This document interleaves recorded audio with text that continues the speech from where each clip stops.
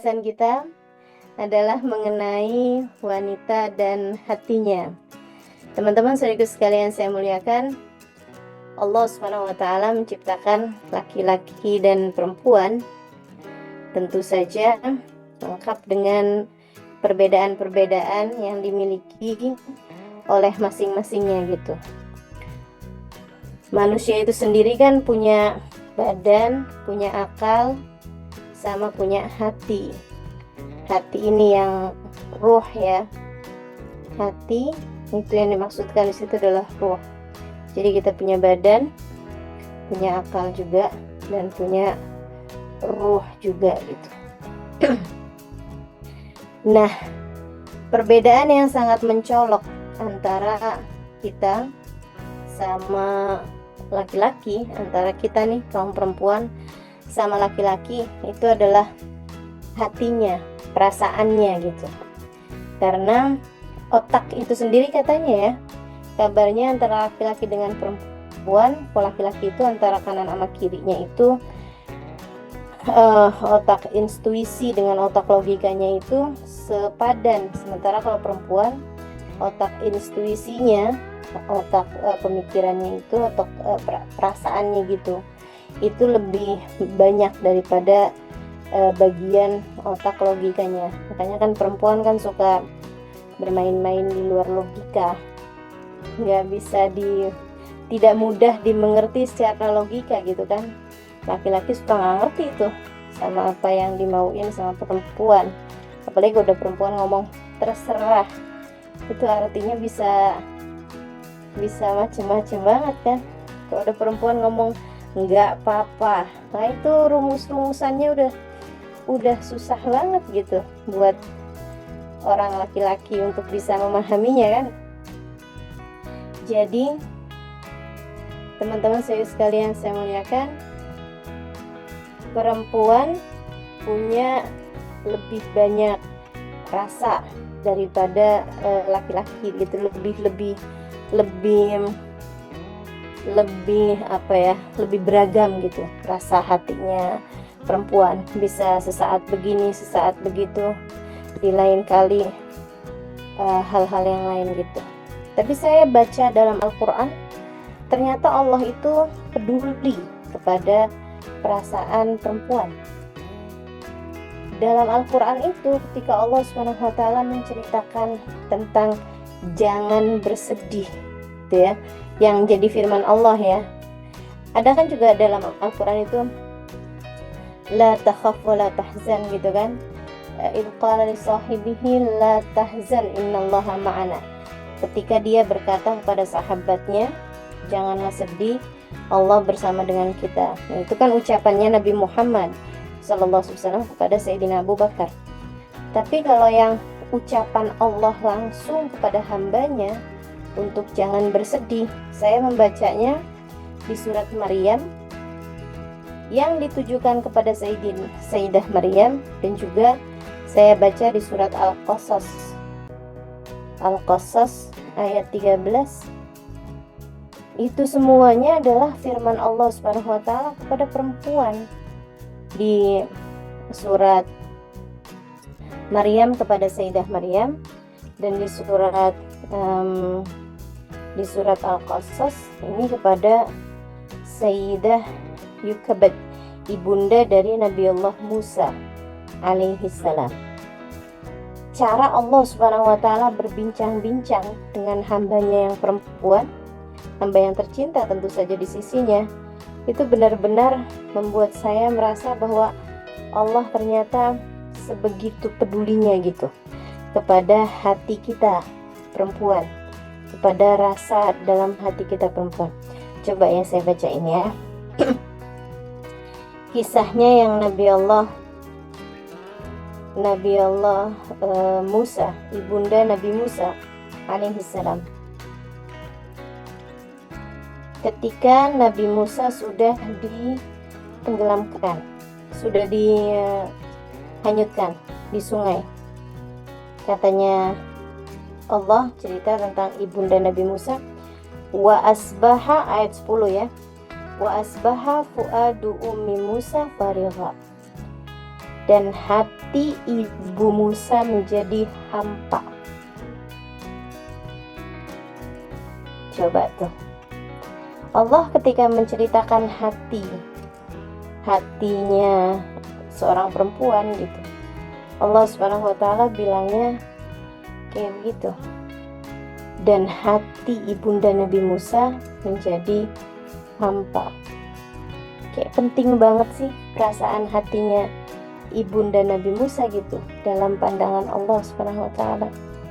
Jadi sekalian, kalau kamu yang jadi ibunda Nabi Musa, GR banget lah tuh.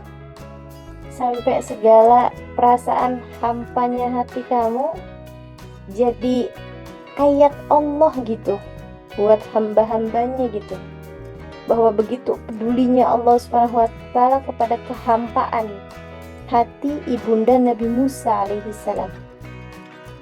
Kamu juga, kalau kamu jadi hamba Allah Subhanahu wa Ta'ala yang solehah, kalau kamu jadi hamba Allah Subhanahu wa Ta'ala yang betul-betul hidupnya lurus dalam jalan Allah, rasa hati kamu itu dianggap penting di sisi Allah Subhanahu wa Ta'ala Jalla Jalaluhu Ta'ala Ta'ala.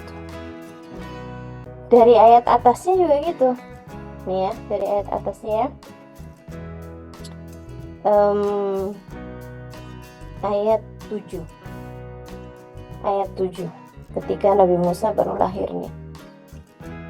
Wa auhayna ila ummi Musa al-ardi'i, dan kami memberi wahyu, mengilhamkan maksudnya ya, sebab wahyu hanya turun kepada para nabi. Maksudnya di situ adalah memberitahu kepada ibunda Nabi Musa. An ardi'i, susuilah dia. Fa idza khifti alaih fa alqihi fil yam. Jika kamu khawatir kepadanya, kepada Musa, fa alqihi fil yam, hanyutkanlah dia di sungai. Satu, Allah kasih tahu rasa hatinya. Jika kamu khawatir, jadi kekhawatirannya itu tuh dianggap banget gitu sama Allah Subhanahu wa Ta'ala. Wala takhafi wala tahzani, kata Allah, kamu jangan takut, kamu jangan sedih. Inna raduhu ilaiki wa ja'iluhu minal mursalin, kami akan mengembalikan ia kembali kepadamu, dan kami akan menjadikannya salah satu di antara rasul-rasulku, di antara rasul-rasul gitu ya. Jadi Allah tuh peduli banget sama rasa hatinya ibunda Nabi Musa alaihissalam. Allah nggak bilang kalau kamu dengar suaranya pasukannya Musa, segeralah kamu sembunyikan dia atau kamu hanyutkan dia, gitu ya. Nggak gitu Allah bilangnya. Tapi jika kamu khawatir, kekhawatirannya itu, rasanya itu yang dianggap penting sama Allah SWT, rasa hati seorang perempuan. Habisnya Allah bilang fa'alqihi fil yam, hanyutkanlah dia di sungai. Terus Allah bilang lagi wala takhafi wala tahzani, kamu jangan khawatir dan kamu pun jangan bersedih. Kamu jangan bersedih karena kamu menjadi tidak lagi bersama dengan putramu itu.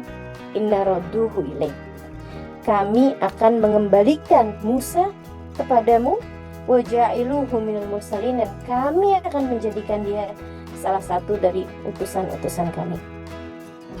Faltaqatahu ahlu fir'aun liyakuna lahum adwan wa hazana. Inna fir'auna wa hamana wa junudahuma kanu khatiin. Maka dia pun dipungut oleh keluarganya Fir'aun agar kelak ia menjadi musuh dan kesedihan bagi mereka. Inna fir'auna wa haman wa junudahuma kanu khatiin. Maksudnya mereka ngambil Musa tanpa mereka tahu bahwa Musa ini kelak di masa depannya malah justru menjadi musuh dan juga menjadi penghalang untuk kerajaan mereka gitu kan. Inna fir'aun bawa kehancuran buat mereka. Sesungguhnya Fir'aun dan Haman serta kelompoknya itu adalah orang-orang yang keliru. Mereka nggak ngerti apa-apa. Kalau aja mereka ngerti, nggak akan dipungut tuh Musa. Pasti akan udah dihabiskan saat itu juga gitu. Wa qalat imra'atu Fir'aun qurratu ainin li walak. Berkata istrinya Fir'aun, jangan dibunuh, dia akan menjadi penyejuk mata kita, mataku dan matamu. La taqtulu, jangan bunuh dia. Saya fana wa natakhidahu walada wa hum la yash'urun. Siapa tahu nih anak nanti akan membawa kemanfaatan bagi kita ambil dia menjadi anak, sedangkan mereka tidak menyadarinya. Itu baru ayat yang tadi. Wa asbaha fuadu ummi Musa farigha. Hati ibunda Nabi Musa sesudah menghanyutkan anaknya tersebut, hatinya menjadi hampa. In kadat latubdi bihi laula an rabatna ala qalbiha litakuna minal mu'minin. Hampir-hampir aja dia memberitahu rahasianya. Maksudnya hampir-hampir aja nih, dari sedihnya, dari hampanya hatinya, pengen dia datang ke istana tersebut kemudian bilang, itu yang kalian ambil adalah anak saya gitu. Nah, kalau itu terjadi kan bubar semua nih kan, rahasianya Allah nggak jadi terlaksana gitu. Seandainya tidak kami teguhkan hatinya. Jadi Allah tuh bahkan ngasih tahu bahwa ibunda Nabi Musa nih hatinya hampa. Dari hampanya itu sampai-sampai dia udah nggak bisa lagi berpikir sesuai dengan logika. Tapi kami kemudian kuatkan lagi hatinya. Nah, jadi Allah ngasih tahu bahwa kekuatan hati kita itu adanya pada Allah Subhanahu wa taala. Allah yang bisa nguatin hati kita nih, para perempuan-perempuan ini. Litakuna minal mu'minin, sebab dia adalah seseorang yang beriman. Orang yang beriman kepada Allah, tinggal dimanapun, mau di Tokyo, mau di Kyoto, mau di mana lagi, dimanapun tempatnya, orang yang beriman, wanita yang beriman, hatinya akan senantiasa dikuatkan oleh Allah Subhanahu wa taala dalam keadaan apa.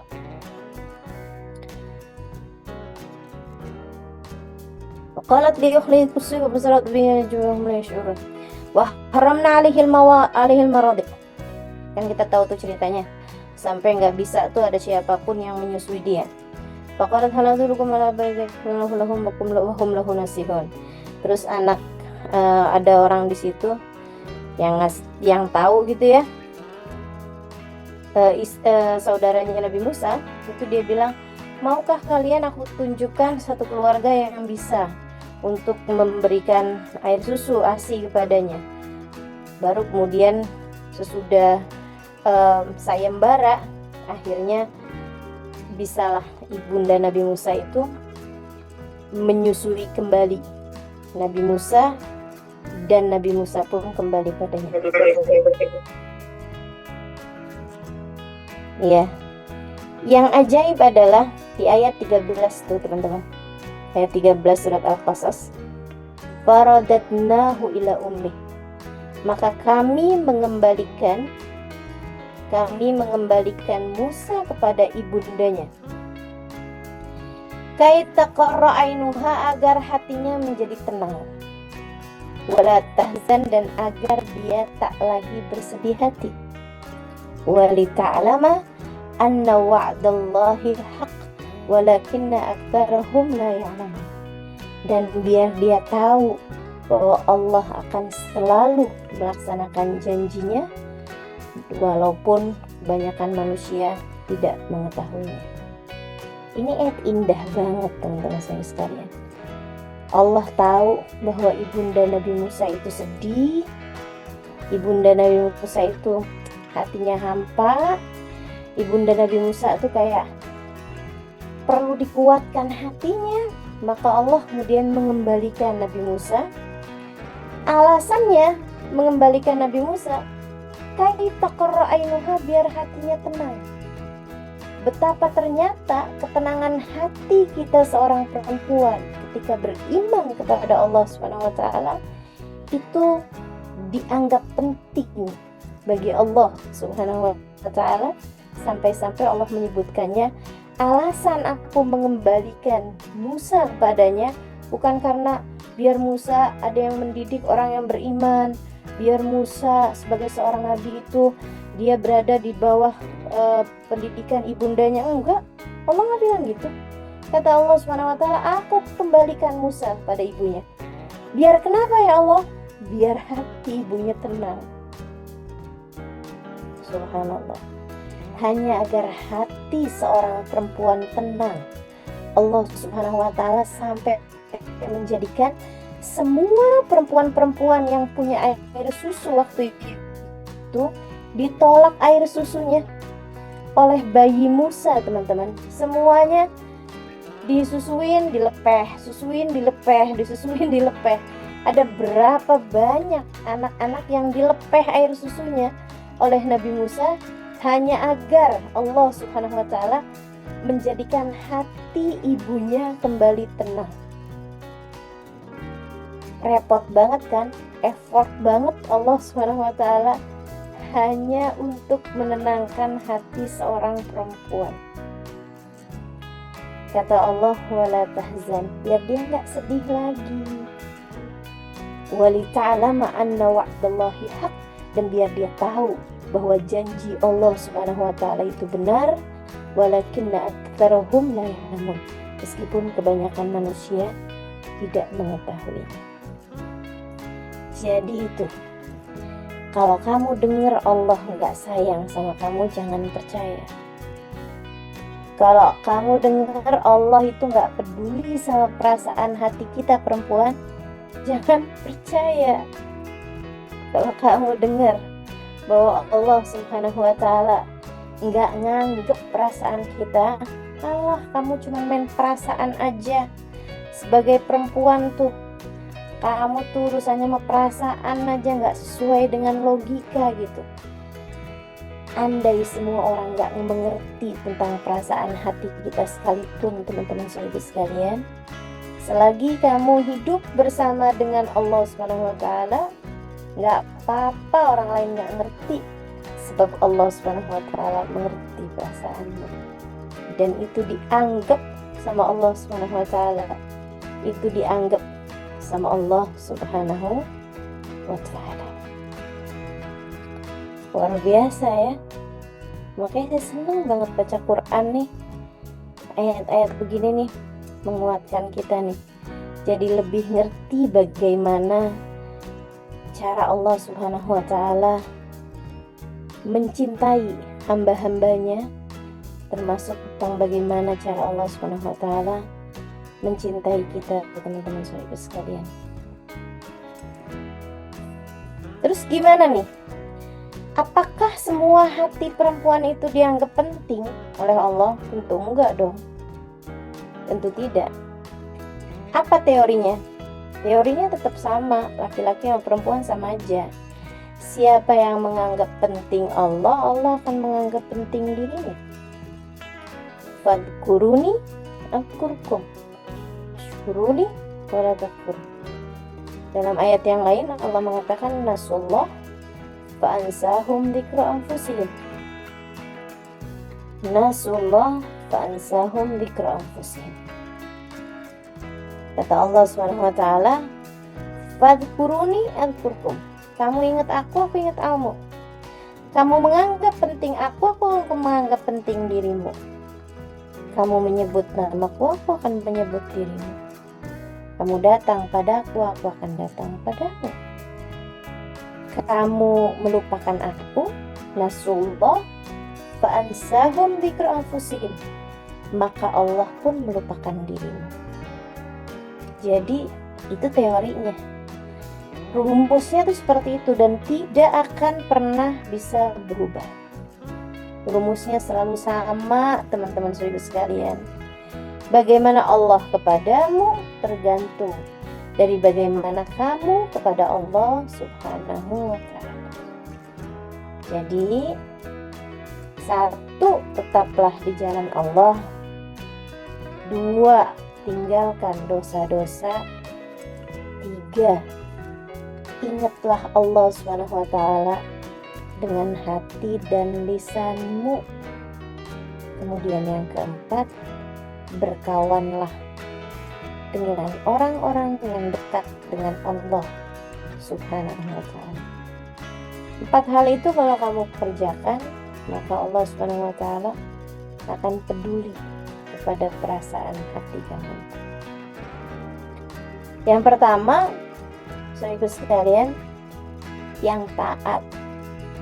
Kalau kamu nggak taat, perintah-perintah Allah kamu langgar, kamu nggak peduli kepada Allah, Allah pun nggak peduli kepadamu gitu. Kamu ingin agar kamu diperhatikan sama Allah, ya perhatikan urusan antaramu dengan Allah Subhanahu wa taala. Sebelum kamu bilang, kenapa Allah nggak peduli kepada saya?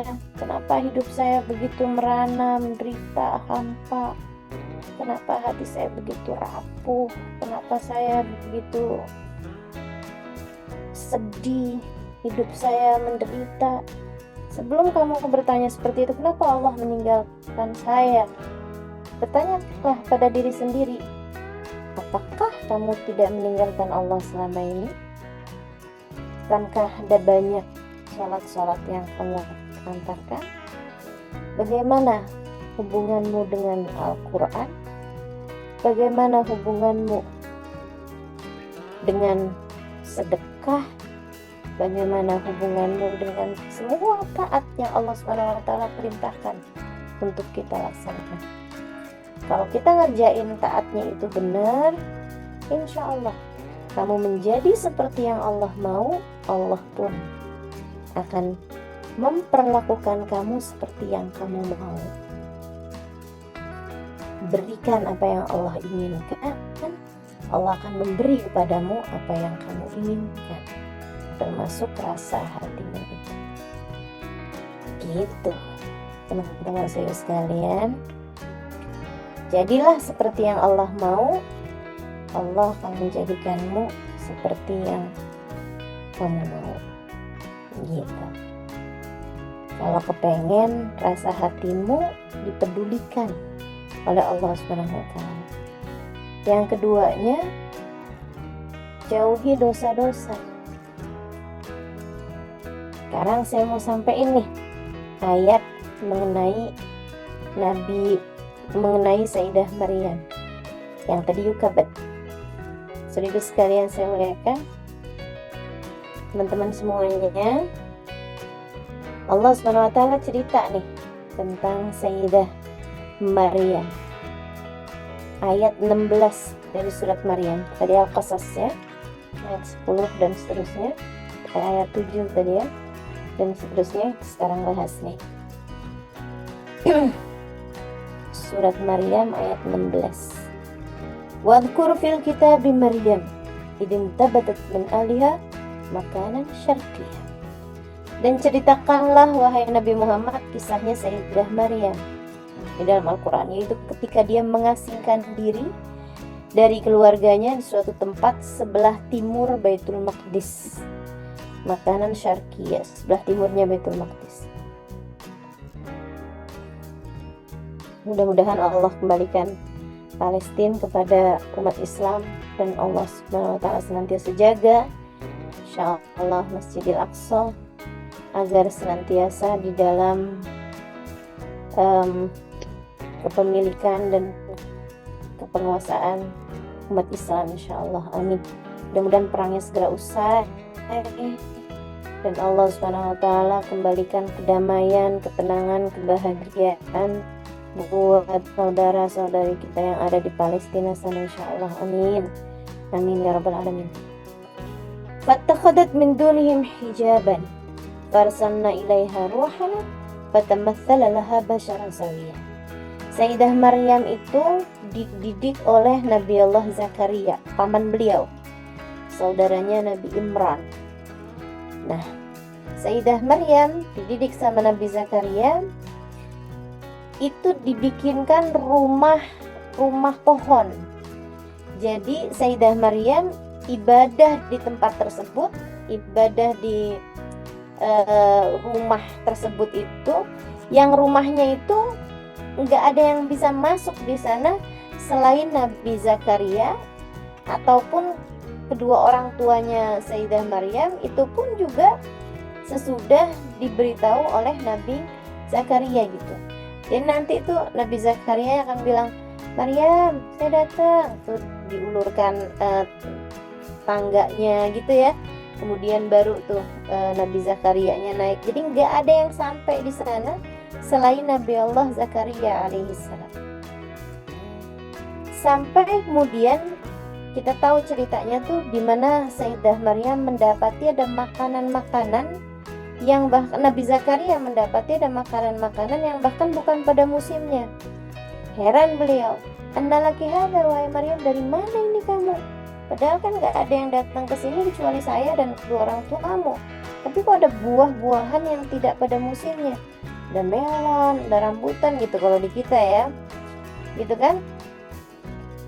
Buah-buahan yang bahkan tidak pada musimnya, kok bisa ada semangka nih padahal belum musimnya semangka, kok bisa ada mangga nih misalnya gitu, padahal belum musimnya buah mangga, ada buah-buahan tertentu kan yang memang ada musim-musimnya."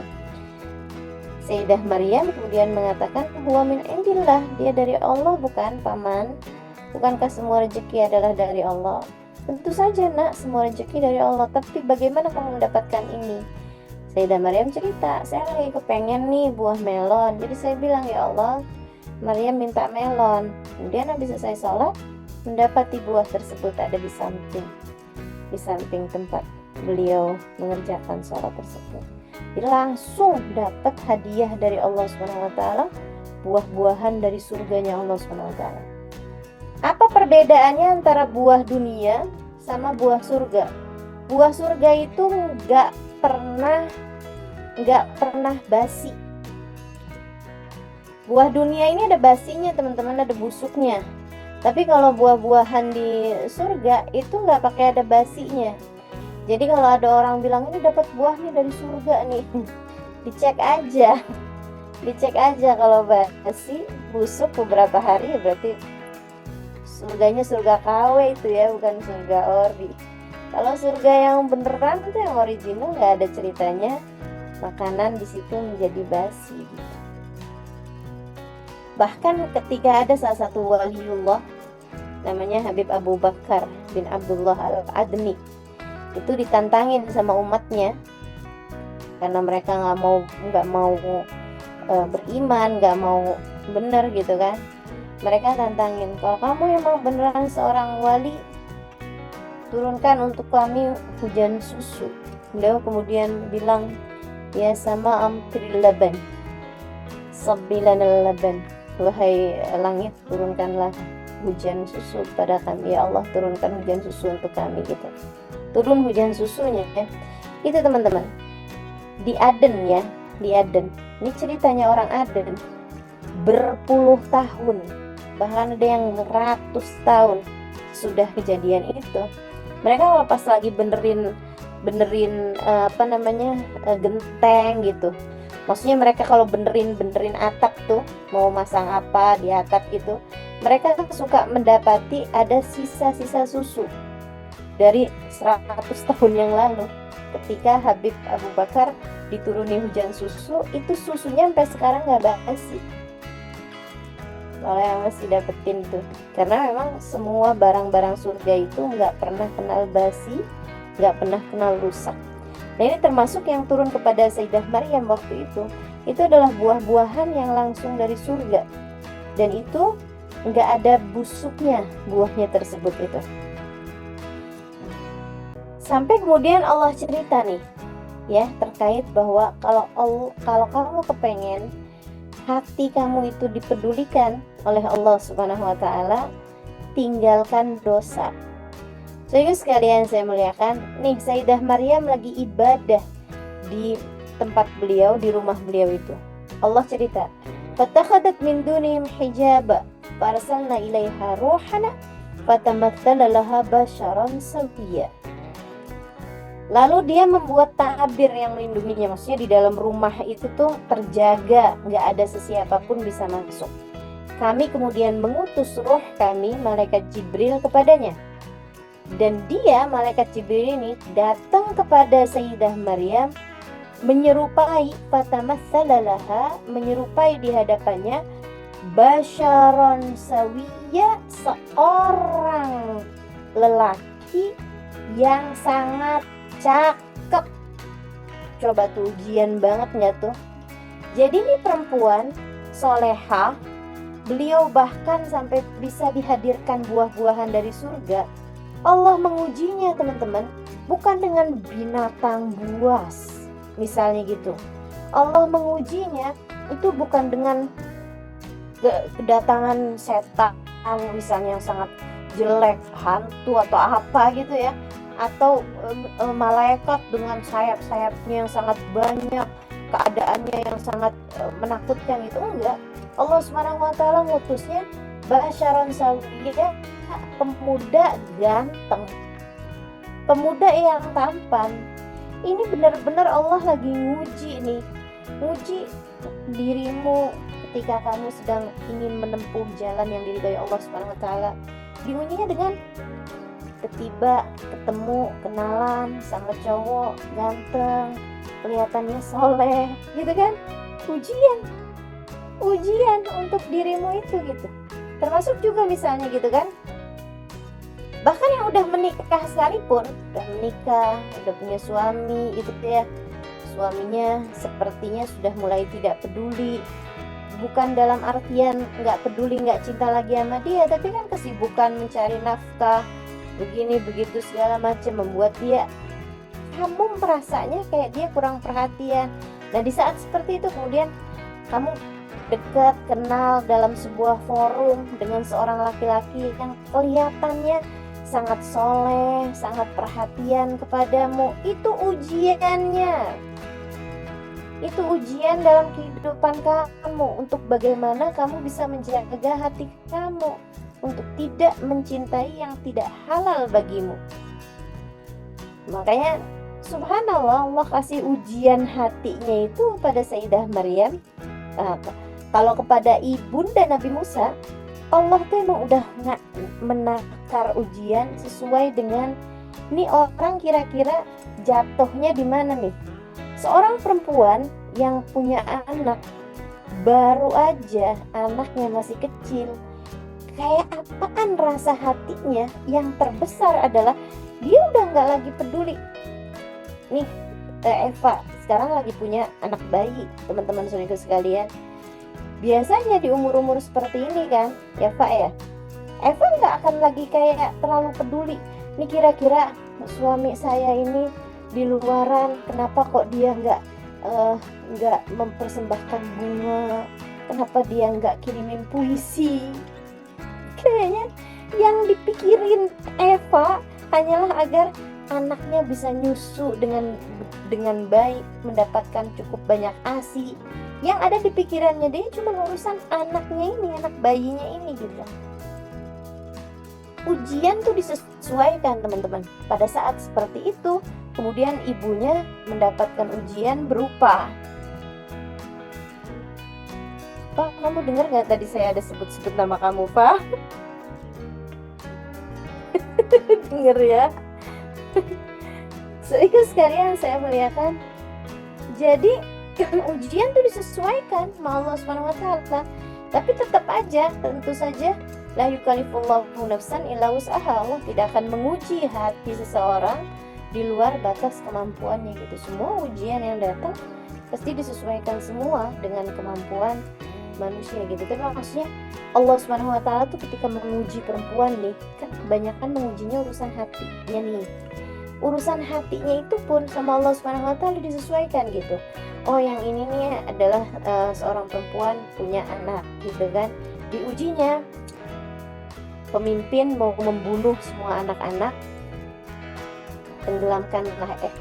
hanyutkanlah dia di sungai. Itu ujian buat ibunda Nabi Musa. Urusannya adalah yang paling diberatin di dalam hatinya, yaitu anak bayinya. Teman-teman saya sekalian, ketika datang kepada Sayyidah Maryam, ujiannya itu bukan kepada ibunya, kepada bapaknya misalnya, atau bahkan kepada Nabi Zakaria-nya gitu misalnya sebagai gurunya gitu, bukan. ujiannya datang dari sesuatu hal yang paling menjadi fitrahnya seorang perempuan yang belum menikah. Perempuan usia di atas 15 tahun, gitu kan ya, sampai dengan dia belum menikah, itu yang paling berat di dalam hatinya tuh urusan apa? Urusan antara dia dengan lawan jenis, urusan saya bisa nikah apa enggak ya? Ada enggak ya cowok yang naksir sama saya? Kok saya umur 25 tahun belum ada yang nembak-nembak saya? Kok belum ada yang naksir sama saya? Padahal saya nggak segini jeleknya juga loh.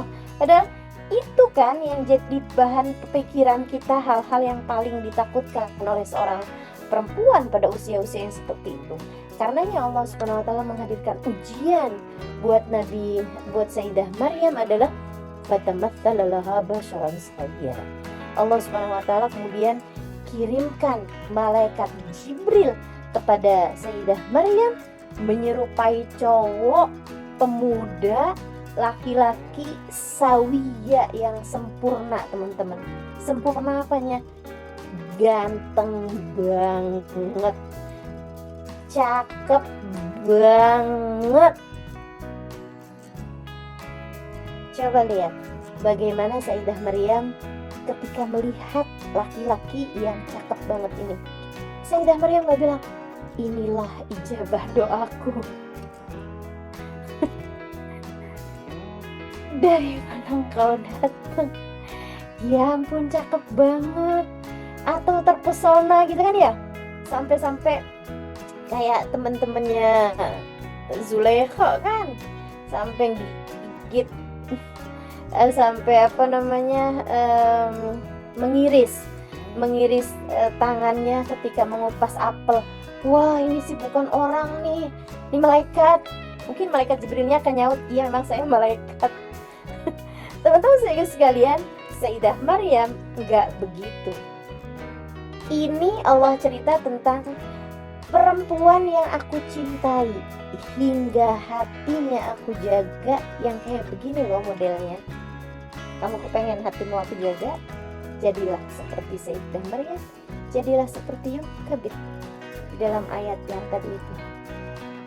Taat kepada Allah tanpa tapi. Disuruh menghanyutkan anaknya, dikerjain. Padahal secara logika kan, ya Allah, saya ini minta anak saya Engkau selamatkan ya Allah, malah saya harus tenggelamkan dia. Ya Allah, yang ada dia nggak mati karena dibunuh, yang ada dia mati karena tenggelam. Kan sama-sama aja jadinya, gitu kan? Nggak ada. Mereka adalah orang-orang yang mengerjakan taat tanpa tapi. Kerjain taat, kerjain aja gitu. Udah nggak usah pakai ada tapi-tapinya gitu kan. Taatlah kamu tanpa tapi. Taatlah kamu tanpa syarat. Nggak kayak yang oke, kalau tahun ini saya bisa pergi umroh, saya akan mulai nutup aurat. Nah, kamu taatnya pakai tapi. Kamu taatnya pakai syarat gitu kan. Nggak usah. Kerjain taat, kerjain aja gitu. Apa yang diperintahkan Allah Subhanahu wa taala kepadamu, kerjain aja gitu. Seperti itu yang pertama, kayak Yukabit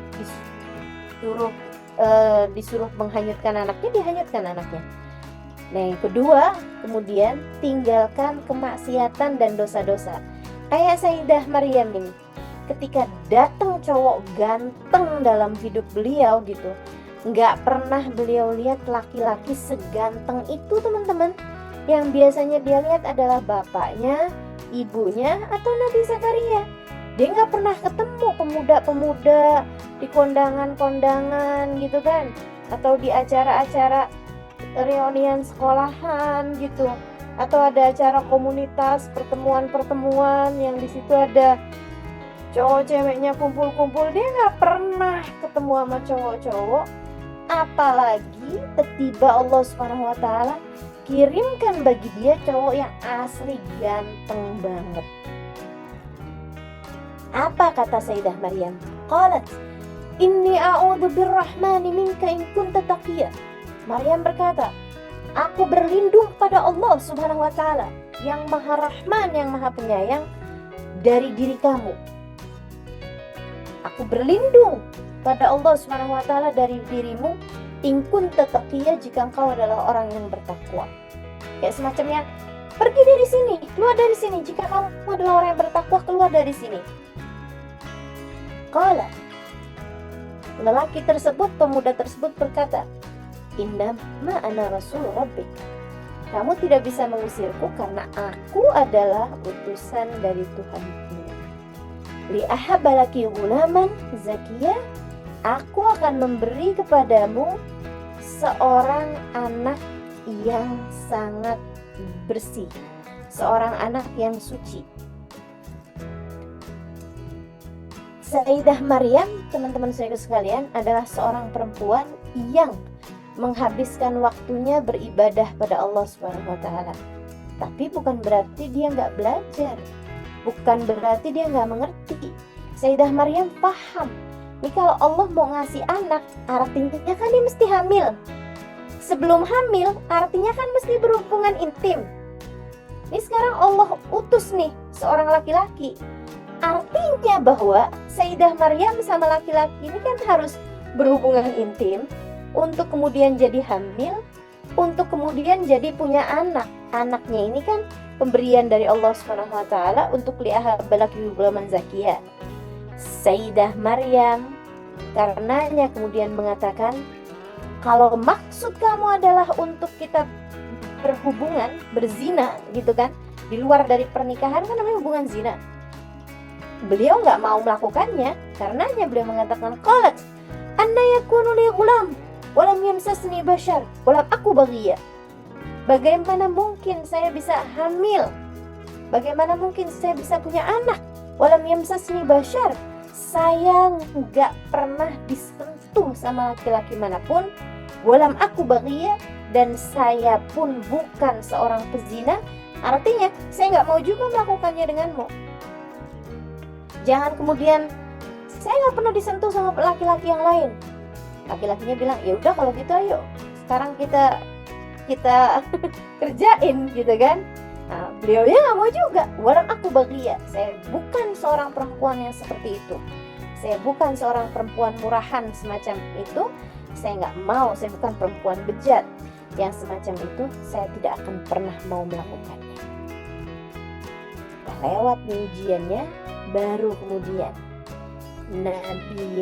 kemudian malaikat Jibril mengatakan, qala kadzalik, emang begitu kok. Qala rabbuki huwa alayya hayyin, tapi Tuhanmu mengatakan bahwa kamu punya anak tanpa harus berhubungan, bahkan tanpa harus hamil, itu adalah sesuatu hal yang mudah. Walinaj'alahu ayatan linnasi wa rahmatan minna, sebab kami ingin menjadikan dia, anak yang akan dilahirkan, sebagai tanda-tanda kekuasaan kami, yaitu Nabi Isa alaihissalam yang lahir tanpa bapak gitu kan, sebagai tanda kekuasaan kami, wa rahmatan minna, dan sebagai rahmat kami, untuk rahmat dari kami, kasih sayang kami, wa kana amra maqdiya, dan ini adalah sesuatu hal yang sudah diputuskan oleh Allah SWT. Habis itu malaikatnya kemudian niup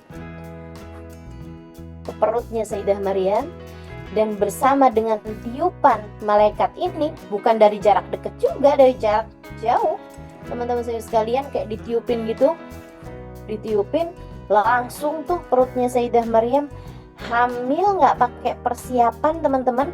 Hamilnya udah langsung 9 bulan, dan 9 bulannya tuh udah langsung 9 bulan 10 hari, udah HPL langsung, udah saatnya melahirkan, udah langsung mules gitu Sayyidah Maryam hamilnya.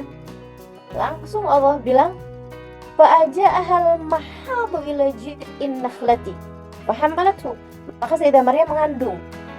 Fantabadat bihi makanan qasiyah, dan saat itu juga langsung kemudian dia harus melahirkan, sehingga harus pergi ke tempat yang jauh.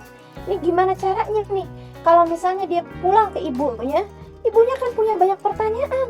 Maryam, bagaimana mungkin kamu? Nah, dia ruwet banget sementara dia udah harus melahirkan gitu kan. Fa'aja'ahal mahad, kemudian rasa sakit melahirkan itu memaksanya.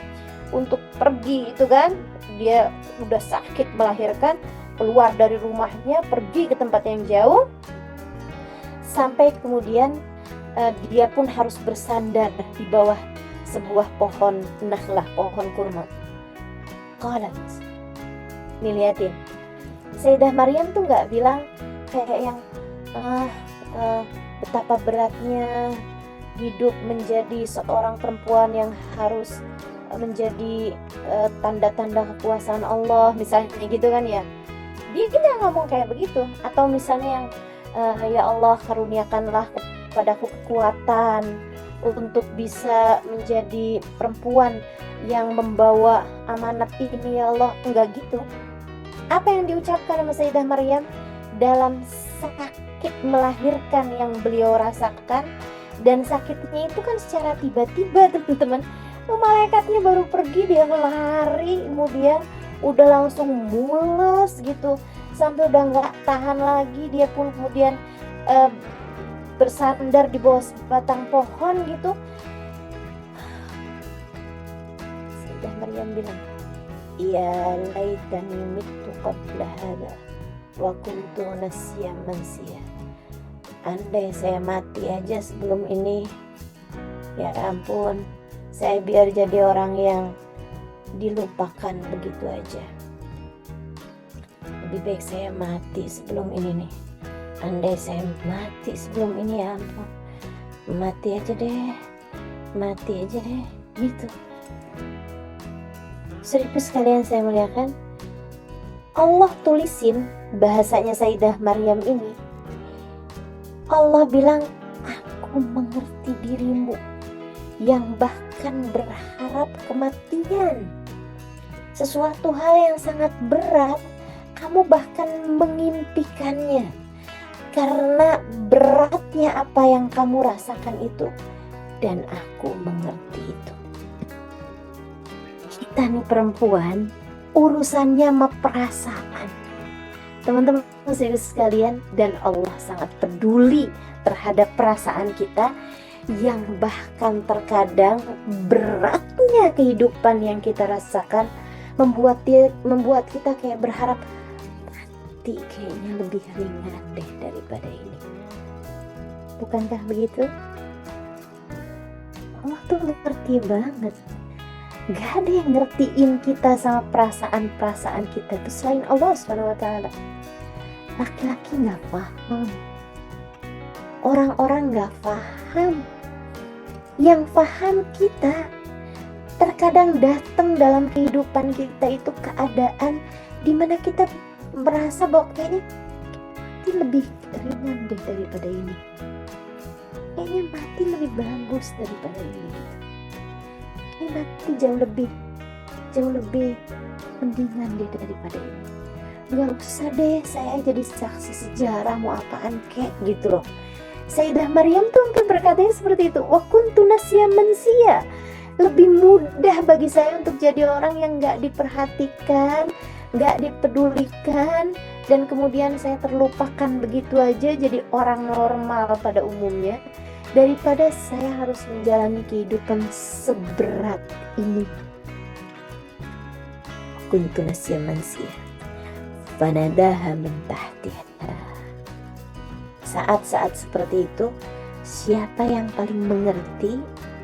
Allah gak kemudian utuskan Nabi Zakaria, tuh cari Maryam, aku lagi uji dia aku jadikan hamil tiba-tiba gitu ya. Enggak gitu. Ini urusan antaraku denganmu, wahai hamba perempuanku.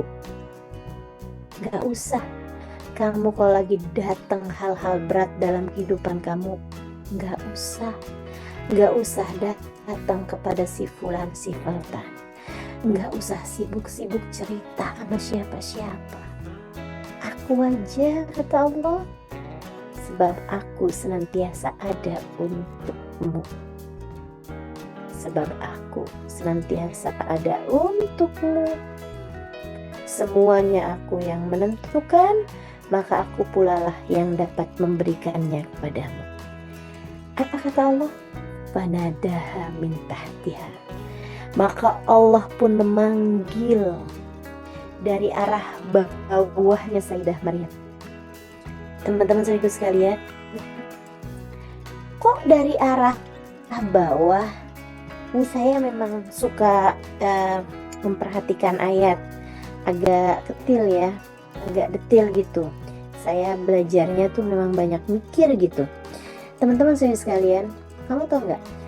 Kalau kamu lagi ngomong sama anak kamu dan kamu dalam keadaan anak kamu bikin salah, anak kamu nggak nurut gitu, kamu akan minta kepada anakmu untuk yang liatin mama lagi ngomong sama kamu. Jadi kamu posisinya di atas, anak kamu posisinya di bawah gitu, dan kamu minta anak kamu buat lihat muka mama. Kalau mama lagi ngomong, perhatikan mama, kan begitu. Tapi kalau kamu lihat anak kamu lagi sedih, kalau kamu lihat hati anak kamu sedang terluka karena sebab apapun lah gitu, apa yang kamu akan lakukan? Kamu gak akan bilang yang lihat muka mama lagi ngomong sama kamu nih, perhatiin muka mama, gak gitu. Justru sebaliknya, kamunya yang akan menunduk sampai kamu jadi sejajar atau bahkan lebih rendah daripada anakmu. Kamu akan duduk, kamu akan jongkok gitu kan. Kamu akan bilang sama anak kamu, kenapa sayang? Apa yang terjadi nak? Gak apa-apa kok nak, gak apa-apa. Kamu tadi gak bagus tampilnya. Gak apa-apa sayang, gak apa-apa. Mama gak marah sama kamu. Sini sama mama. Kemudian kita memeluknya. Itu yang terjadi dengan Sayyidah Maryam. Ketika Sayyidah Maryam semacam lagi mau menyerah, semacam Sayyidah Maryam kayak lagi yang, ya Allah kenapa sih saya pakai segala jadi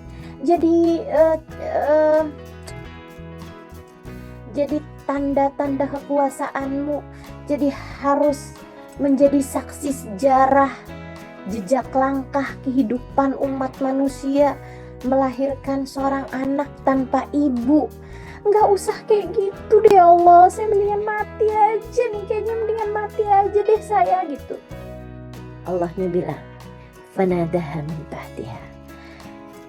Apa kata Allah? Allah tahzani, qad ja'ala rabbuki tahtaki sariya. Jangan sedih gitu dong Maryam. Allah jadikan untuk kamu anak sungai di bawahmu itu. Maksudnya gini loh, kamu mikirnya jangan kepanjangan atau jangan fokus kepada kesakitan kamu sekarang gitu. Karena yang sering kali kita ngerusak pikiran kita nih, perempuan-perempuan ini ya, karena kepusingan, nanti saya ngomong sama orangnya kayak gimana, nanti saya mesti neranginnya kayak gimana, nanti mesti udah banyak banget tuh ketakutan kita, pikiran kita kayak nyusunin apa yang akan terjadi. Ada banyak hal, ketakutan kita tuh di pikiran kita tuh kayak merancang segala macam. Bahkan ada banyak nih anak-anak muda di antara kita ini yang nanti kalau lebaran gak usah pulang deh, males banget ditanyain kapan kawin. Sampai bikin dia gak mau pulang cuman karena gara-gara ntar saya mesti nerangin sama orangnya kayak gimana. Bu, saya fokus karir, saya fokus untuk nyari nafkah buat keluarga atau apa gitu kan. Itu teman-teman saudara sekalian yang saya mau lihatkan, apalagi Gen Z nih, ini generasi anak-anak muda zaman sekarang nih gitu, kayak pandangan manusia penting banget gitu buat dia gitu kan. Atau terkadang fokus kita sama yang gak enak itu membuat kita lupa sama apa yang harus kita lakukan. Allah Subhanahu wa taala bilang, qad ja'ala rabbuki tahtaki sariya. Maryam, udah kamu gak usah bingung-bingung. Yang kamu perlukan sekarang saat kamu melahirkan seperti ini adalah air. Air Maryam, kamu perlu air buat kamu minum, kamu perlu air buat bersih-bersihin anak kamu ini gitu, yang kamu akan lahirkan ini.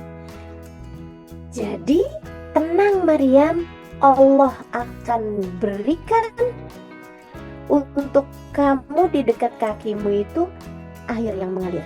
Jadi Allah langsung tuh kasih anak sungai, kasih saluran air di dekat tempat duduknya Sayyidah Maryam. Kayak Allah lagi mau bilang, nggak usah kemana-mana nak, pikiran kamu nggak usah kemana-mana. Yang kamu perlukan saat ini adalah air sayang. Kamu cuma perlu air. Udah nggak usah dipikirin yang lain-lainnya dulu. Sekarang kamu perlu air. Nih airnya dikasih. Allah SWT dikasih. Tapi sebelum Allah bilang kamu perlu air, Allah akan buat untuk kamu itu aliran anak sungai di bawah kamu. Allah bilang di depannya, Allah tahzin, jangan sedih wahai Maryam. Betapa Allah peduli kepada kesedihan hati Sayyidah Maryam. Selain air perlu apa? Perlu makanan dong, untuk mengembalikan kekuatan tubuhnya. Karena orang melahirkan kan bukan main gitu kan, energinya harus perlu ada makanan. Yang paling penting tuh makanan apaan? Makanan-makanan yang bisa menimbulkan, bisa memberikan sumber energi dari gula gitu kan. Gulanya dari apaan nih? Sayyidah Maryam lagi bernaung di bawah sebatang pohon gitu, pohon kurma. Itu kurmanya belum waktunya, Allah langsung bikin kurmanya itu keluar, kurmanya itu langsung berbuah, dan kemudian buahnya langsung matang. Tapi Allah nggak mau Sayyidah Maryam itu, ya udah Maryam, sekarang aku akan berikan kurmanya ini berjatuhan kepadamu. Enggak, Allah tetap mau ada usaha.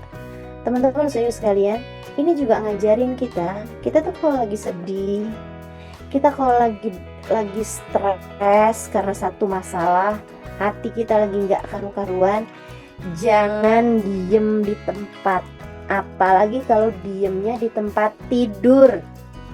Hati-hati, jangan begitu, tambah rusak kamu jadinya. Liatin nih, Allah SWT kasih buat Sayyidah Maryam dalam keadaan seperti itu tuh. Allah SWT bilang, wahuzzi ilaiki bijid'in nakhlah tusaqit alaiki rutban janiyah. Goyangkanlah pohon itu wahai Maryam, kamu jangan diam, goyangin pohonnya, bergeraklah. Jadi teman-teman, itu juga tuh mesti kamu perhatikan gitu kan. Jangan kebawa-bawa perasaan kamu itu, jangan terus kamu bawa-bawa gitu.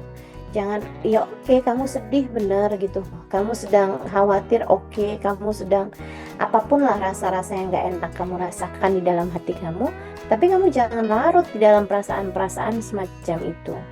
Uzi ilaiki bijid'in nakhlah, kata Allah SWT, goyangkanlah pangkal pohon kurma itu, kemudian tusaqit alaiki rutban janiyah, buah-buahan kurmanya akan berjatuhan kepadamu.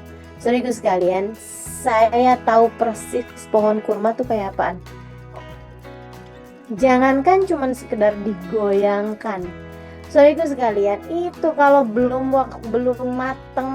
matang yang didiemin berhari-hari di bawah tuh buahnya itu nggak lepas. Kamu pernah tahu orang jualan kurma pakai itunya nggak? Pakai batangnya. Kamu tahu kenapa pakai batangnya? Karena memang buah kurma itu nggak gampang jatuhnya. Buah kurma itu nggak gampang putusnya. Tapi Allah SWT bikin Sayyidah Maryam, kamu gerak-gerakin aja Maryam, kamu goyang-goyangin aja, kamu gerak-gerakin aja. Uzi ilaiki bijid'in nakhlah, nanti tuh kami akan turunkan kepadamu buah-buahan kurma yang matang. Udah tuh, wakuli wasyrobi. Kamu kalau lagi sedih, kita nih kalau sedih perempuan nih, ada dua sih memang ya, ada yang larinya ke makanan, ada yang malah nggak mau makan. Sayyidah Maryam sepertinya tipenya adalah perempuan yang kalau sedih beliau nggak mau makan gitu. Allah kemudian perintahkan, fakuli, Maryam makan ya nak, washrobi, minum ya nak, waqarri aina, tenangkanlah hatimu sayang. Fa imma tarayanna minal basyari ahada, nanti kalau kamu ketemu sama orang, kamu tinggal bilang aja, inni nadartu lirrahmani soma falan ukallimal yawma insiya. Kalau ada orang nanya-nanya, kamu bilang aja, maaf saya lagi puasa bicara. Sampai diajarin loh sama Allah jawabannya. Kamu tinggal bilang aja, saya lagi puasa bicara, saya gak akan berbicara dengan manusia pada saat-saat seperti ini. Fa'atat bihi qaumaha tahmilu ila akhiril ayah. Teman-teman saudara sekalian saya muliakan, ini yang saya mau sampaikan sama kamu adalah bahwa Sayyidah Maryam ketika didatangi laki-laki tersebut, malaikat Jibril yang kemudian datang berupa cowok yang paling ganteng ini ya, beliau menjaga dirinya, beliau tidak mau terlibat dengan apapun yang diharamkan Allah Subhanahu wa ta'ala. Kalau kamu kepengen Allah peduli kepada hatimu, tinggalin dosa, jangan pacaran, jangan mencintai yang tidak halal bagimu. Kalau kamu mau seperti itu, mau ada seseorang lain yang lebih peduli kamu rasa dengan rasa hatimu, Allahnya akan lepas tangan. Dan kalau sudah Allahnya gak mau ikut campur sama kamu, masalah kecil jadi berat, masalah sederhana jadi ruwet. Udah deh, yang paling ngertiin kita itu Allah Subhanahu wa ta'ala, teman-teman saudaraku sekalian. Karenanya kemudian tinggalkan dosa-dosa. Mau pengen Allah peduli dengan rasa hati kamu? Ada yang suaranya terbuka ya? Oke. Jadi sekali lagi, yang pertama tadi, kerjain ketaatan, kerjakan apa yang Allah mau agar Allah memberi kepadamu yang kamu mau, agar Allah peduli kepada rasa hatimu, kerjain yang Allah mau. Kemudian yang keduanya tadi yang saya sampaikan adalah untuk tinggalkan dosa-dosa. Kemudian yang ketiganya, teman-teman saudaraku sekalian saya muliakan, adalah untuk memperbanyak mengingat Allah Subhanahu wa ta'ala. Terus ingat Allah, ingat Allah, ingat Allah. Yang bagus hubunganmu dengan Allah Subhanahu wa ta'ala. Kita kan juga pengen dimengerti, kita harus mengertiin orang lain. Maksudnya kalau kita kepengen nih suami kita ngertiin kita, kan kita mesti ngertiin dia juga gitu. Demikian pula dengan kita dengan Allah Subhanahu wa ta'ala. Kamu pengen Allah mengingatmu, kamu harus ingat sama Allah Subhanahu wa ta'ala banyak-banyak. Kamu harus sering-sering ingat sama Allah Subhanahu wa ta'ala. Sholat jangan ditinggal, kemudian zikirnya jangan ditinggal, Qur'annya jangan ditinggal, sholawat kepada Nabi Muhammad juga jangan tinggal. Sebab Nabi Muhammad adalah manusia yang paling tercinta di sisi Allah Subhanahu wa ta'ala. Kita mendekat kepada Allah Subhanahu wa ta'ala lewat mendekat juga kepada jalan kekasihnya, yaitu baginda kita Nabi besar Muhammad sallallahu alaihi wasallam. Ketika kita bersolawat kan kita menyebut nama Allah juga, selain kita menyebut nama kekasih Allah, baginda kita Nabi besar Muhammad sallallahu alaihi wasallam. Fadhkuruni azkurkum, kamu ingat aku akan ingat kamu. Kamu lupa padaku, kata Allah, nasullah fa ansahum dzikra anfusihim. Mereka sih salah sendiri, kata Allah. Mereka lupa kepada Allah, maka Allah pun lupa kepada mereka semuanya itu. Kemudian yang terakhir, kalau kamu ingin Allah Subhanahu wa ta'ala peduli pada rasa hatimu, kesedihanmu dan seterusnya, yang harus kamu lakukan adalah cari kawan-kawan, orang-orang, bergaul dengan orang-orang yang orang-orang itu mengingatkanmu kepada Allah, dan jangan mau-maunya berkawan dengan orang-orang yang mendekatkanmu kepada hal-hal yang tidak diridhoi Allah Subhanahu wa ta'ala, yang mendekatkanmu kepada dosa, yang mendekatkanmu kepada murka Allah Subhanahu wa ta'ala. Sebab kalau seperti itu, Allahnya jadi jauh sama kita, dan kalau udah Allahnya jadi jauh sama kita, Allah tidak lagi peduli pada rasa hatimu itu. Rabbana dhalamna anfusana wa in lam taghfir lana wa tarhamna lanakunanna minal khasirin. Rabbana atina fid dunya hasanah wa fil akhirati hasanah wa qina adzabannar bi fadli subhana rabbika rabbil izzati amma yasifun. Wassalamun ala mursalin walhamdulillahirabbil alamin. Mudah-mudahan bermanfaat, mudah-mudahan berguna buat kita semuanya. Wa ila hadratin Nabi Muhammad sallallahu alaihi wasallam, semoga dapat diamalkan. Al-Fatihah.